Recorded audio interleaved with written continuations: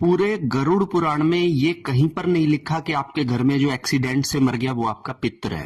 पूरे गरुड़ पुराण में ये कहीं पर नहीं लिखा कि आपका कोई रिश्तेदार पानी में डूबकर मर गया या सांप के काटने पर मर गया या किसी भी दुर्घटना में अगर आपके घर का कोई मर गया तो उसके पूजन का आप लोगों को करना है, उसको पितर बना के आपको पूजना है। ये पूरे गरुड़ पुराण में कहीं भी नहीं पे लिखा गया है। लेकिन हम लोग क्या करते हैं कि हमारे घर पर अगर कोई ऐसा दुर्घटना से कोई व्यक्ति अगर मर जाता है तो हमें कहा जाता है कि अब इसी को ही तुम पितर बना के अपना पूजना शुरू कर दो। पहली चीज तो गरुड़ पुराण के अंदर कहा गया था कि हमारे कुल के अंदर जो लोग मृत्यु को प्राप्त होते हैं और जो पितृलोक तक पहुंचते हैं, जिनके लिए हम श्राद्ध पक्ष करते हैं, पितृ पक्ष करते हैं, वो पितर हमारे बड़े पूजनीय पितर हैं और उनकी पूजनीयता इतनी बताई गई है कि देवलोक से भी ऊपर अपने पितरों का जो है स्थान बताया गया है। लेकिन बाद में क्या हुआ कि जो हमारे घर के कोई ऐसा व्यक्ति जो दुर्घटना में चला गया, मान लीजिए कोई कार एक्सीडेंट या बाइक एक्सीडेंट में एक्सपायर हो गया, तो वो मरने के बाद जैसे ही प्रेत बना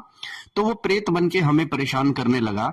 तो किसी तांत्रिक ने बोल दिया कि आप उसी के लिए 2 ईंटें लगाकर एक दिया जलाना शुरू कर दो, वहां पे जो भी खाना देते हो उसका भोग लगाना शुरू कर दो, तो वो तुम्हें परेशान नहीं करेगा। अब ये जो थी ये तंत्रोक्त विधि थी किसी प्रेत को टिकाने के लिए। अब वो प्रेत आपके घर का ही है क्योंकि वो घर वालों को परेशान कर रहा था, तो उसे कह दिया गया इसी को तुम पितर बनाकर अपना भोग वोग देते रहो ताकि ये तुम्हें ज्यादा डिस्टर्ब ना करे। लेकिन हरियाणा में, पंजाब में, हिमाचल में, राजस्थान में इस तंत्रोक्त विधि को ही पितृ पूजा मान लिया गया। हालांकि पितृ पूजा और प्रेत पूजा के अंदर ये बहुत बड़ा डिफरेंस है। पितृ पूजा जो आपके पितृलोक में बैठे पितर हैं उनकी पूजा को पितृ पूजा बताया गया, ना कि आपके घर में कोई दुर्घटना से मरे व्यक्ति की 2 ईंटें लगाकर एक दिया लगाकर और वहां पर भोग लगाने को पितृ पूजा बताया गया। ये पितृ पूजा नहीं, ये प्रेत पूजा है जो आप लोग कर रहे हैं।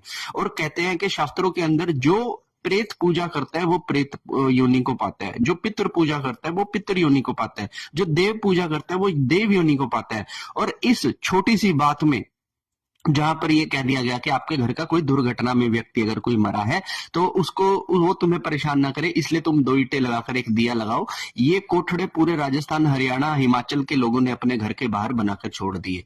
सबसे बुरा हाल इसमें पंजाब और हिमाचल का है, जहां पर हर घर के बाहर 3 कोठड़े बना रखे हैं कि ये हमारे पितरों की जगह। अब वहां पर पितर जो बैठे हैं वो प्रेत स्वरूप में सबके पितर बैठे और सबका नुकसान करी जा रहे हैं। और आप जितना उनका पूजन अपने जीवन में कर रहे हो, मरने के बाद आप भी प्रेत योनि को पा जाओगे। तो आप समझ रहे हो ये कितना बड़ा ट्रैप है हमारे आसपास में।